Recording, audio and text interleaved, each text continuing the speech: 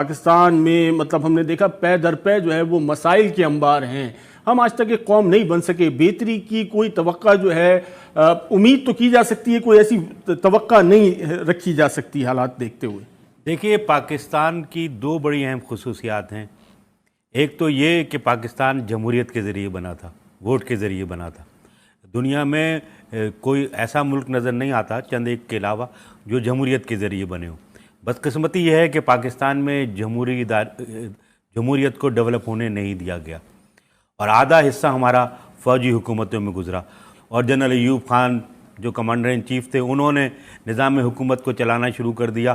تو وہ جو جمہوریت کی بنیاد تھی وہ ختم ہو گئی. اس کا اس ملک کو بہت زیادہ نقصان ہوا.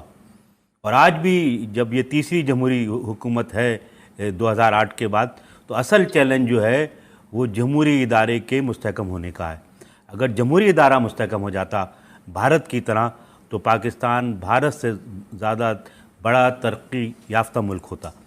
تو میں سمجھتا ہوں کہ جو جمہوریت کا ادارہ ڈیولپ نہیں ہو پایا اس کی بہت ساری وجوہات ہیں, تو اس کی وجہ سے ہم آج تک مسائل کا شکار ہیں. ڈاکٹر سعید ظفر صاحب, تھوڑا سا اس پہ روشنی ڈالیے کہ جمہوریت ڈیولپ نہیں ہو پائی, لیکن یہ اس کو ٹوٹلی جو ہے وہ ہم دیکھتے ہیں کہ یہ ملٹری کی طرف ڈال دیا جاتا ہے, ڈکٹیٹرشپ کی طرف ڈال دیا جاتا ہے, لیکن رولنگ ایلیٹ تو کوئی اور چیز ہے. اس میں تمام تر مفاد پرست آپ کو نظر آتے ہیں کہ جو بنیادی طور پہ رول کر رہے ہوتے ہیں, اس میں میڈیا پرسنز بھی ہوتے ہیں, ملٹری پرسنز بھی ہوتے ہیں, اس میں سرمایہ دار بھی ہیں, اس میں سیاستدان بھی اپنا رول پلے کرتے ہیں. تب کہیں جا کے یہ جو ہے وہ ڈکٹیٹر جو ہے وہ پنپتا ہے. دیکھیے, یہ عمومی تبصرہ کر دینا کافی نہیں ہے. میرا خیال ہے کہ آج کے دن کا تقاضا ہے کہ ہم تاریخ کو تاریخ کے طور پہ سمجھنے کی کوشش کریں. میری گزارش یہ ہے کہ تاریخی اعتبار سے دیکھیں تو 1947 میں یہ بات روز روشن کی طرح عیان تھی کہ مسلم لیگ نے ایک سیاسی طریقے سے آئینی جدوجہد کے ذریعے سے پاکستان بنایا تھا. دنیا کے اور ملکوں کو دیکھیے, الجزائر عسکری جدوجہد کے نتیجے میں آزاد ہوا. ترکی کو مصطفیٰ کمال اتاترک نے آزاد کرایا اور وہ فوج کے سربراہ تھے. انڈونیشیا میں فوجی اور عسکری فتوح کے ذریعے سے وہ ملک کی آزادی ممکن ہوئی.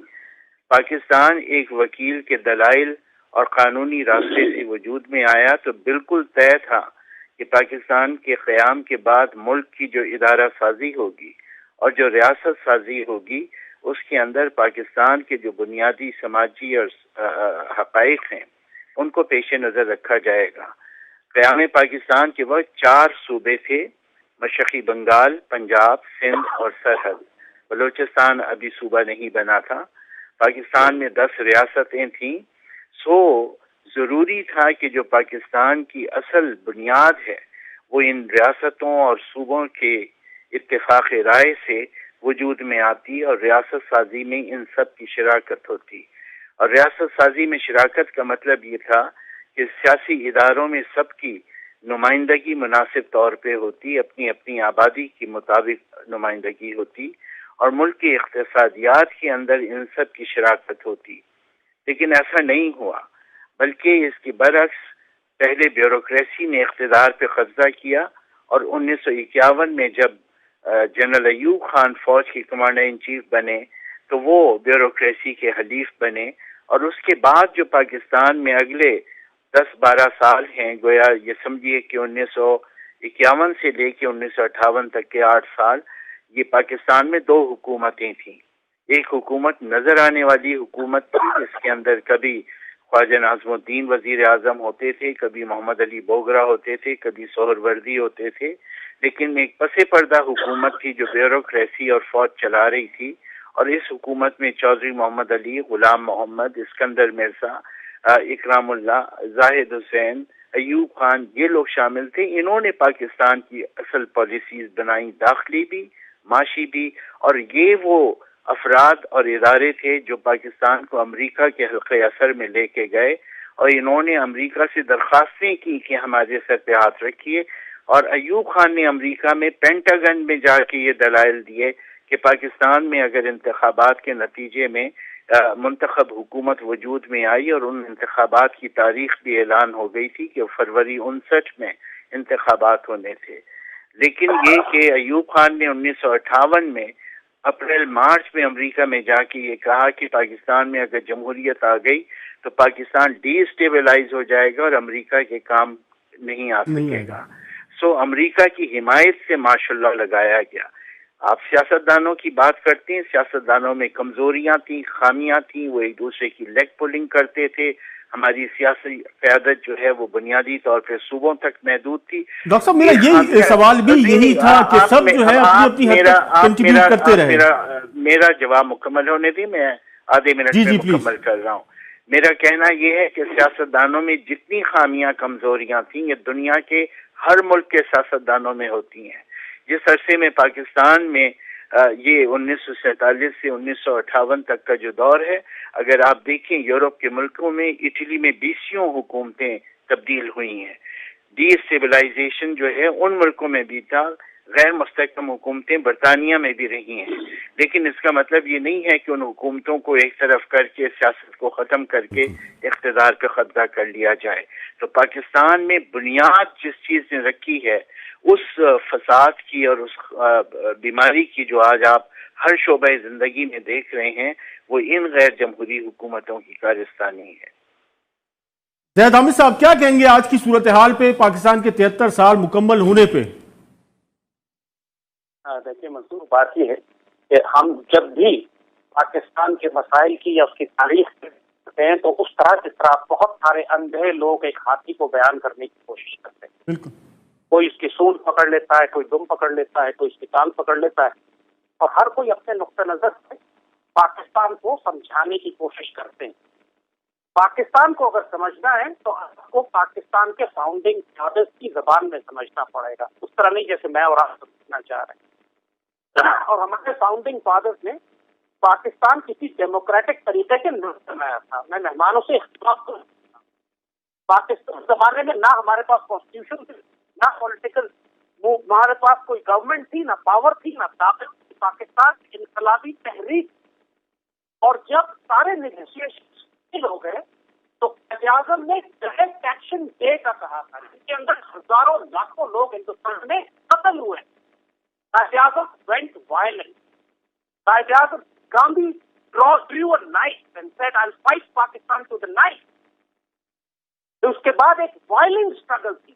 India was set on fire, جس پر ماؤنٹ بیٹن نے کہا تھا کہ British empire can not control if the communal violence breaks out, اور جس کے نتیجے میں پھر مجبور ہو کر انہوں نے ہندوستان کو party. Quaid Azam revolutionary movement, not a bloody democratic movement. Let's define this first. اور پھر پاکستان کا جو آئیڈیا تھا، جس طرح علامہ اقبال نے اس کو ڈیفائن کیا تھا، اگر آپ سارے نیریٹو سے علامہ اقبال کو نکال دیں پھر پاکستان ختم ہو کے رہ جاتا ہے، بےمانی ہو جاتا ہے. یہ بالکل بیکار بحث ہے کہ پولیٹیکل ڈیموکریسی تھی یا مارشل لاء. سوال یہ ہے کہ there was the ideology of Pakistan, جس کو سب سے پہلے ڈیفائن کیا تھا محمد اسد نے، علامہ لیوپولڈ ویسٹ، جن کو علامہ اقبال نے تربیت دی. He was the first person to have a Pakistani passport. اور قائد اعظم نے ان کو ڈپارٹمنٹ آف اسلامک ریکنسٹرکشن بنا کے دیا کہ وہ آؤٹ لائن بنائے frame work of an Islamic welfare. اور اس کے بعد جس کی بنیاد پر لیاقت علی خان نے 1949 میں آبجیکٹو ریزولوشن پیش کی. And if you read the speech of Liaquat Ali Khan of the objective resolution, ہماری تاریخ میں اس سے شاندار تقریر آج تک نہیں کی گئی، جس میں 1400 سال کی اسلامک تاریخ کو سمیٹ کر بتایا گیا تھا. عامر صاحب، آئیڈیالوجی سے کسی کو انکار نہیں ہے. جس مقصد کے تحت جو ہے یہ ساری جد و جہد کی گئی تھی، اس میں ہم کس حد تک کامیاب ہیں، یہ ہے بنیادی مسئلہ. وہ جس کلونیل مائنڈ سیٹ سے ہم نکلے تھے وہ مائنڈ سیٹ آج بھی موجود ہے، یہ ہے بنیادی مسئلہ. وہ مائنڈ سیٹ آج موجود نہیں ہے. کیا پیپلز پارٹی، کیا پی ٹی آئی، کیا پی ایم ایل این، کیا این کیو ایم، کیا جے you I, a N P, جو ہمارے مین اسٹریم پالیٹیشینز ہیں، مجھے آپ قسم کھا کے بتائیے جو قائد اعظم اور علامہ اقبال کی آئیڈیالوجی کو فالو کرنا چاہتے ہیں. زید حامد صاحب، آپ قسم کھا کے بتائیے کہ یہ جو ایلیٹ رول کرتی ہے پاکستان میں، اگر یہ پاکستان کے مفاد کا سوچ رہی ہوتی تو پاکستان آج اس حال پہ ہوتا؟ یا پاکستانی، یہ ڈیموگرافی کا نام تو نہیں ہے نا پاکستان، اس میں جو لوگ رہ رہے ہیں ان کا نام ہے پاکستان. میں ایگزیکٹلی یہی بات آپ کو تو کہہ، you are supporting my argument کہ پاکستان کی جو ایلیٹ ہے یہ راستہ گم کر بیٹھی ہے مکمل طور پر. اب تمکتویاں مار رہی ہے ایک اندھے کی طرح جو ہاتھی کو ڈیفائن کر رہا ہے کہ ہمارا مسئلہ ڈیموکریسی ہے, پرپورشنل ریپرزنٹیشن ہے, فیڈرل گورنمنٹ ہے, کنفیڈریشن ہے, پروونشل ہے. یہ ساری خرافات اور بکواس.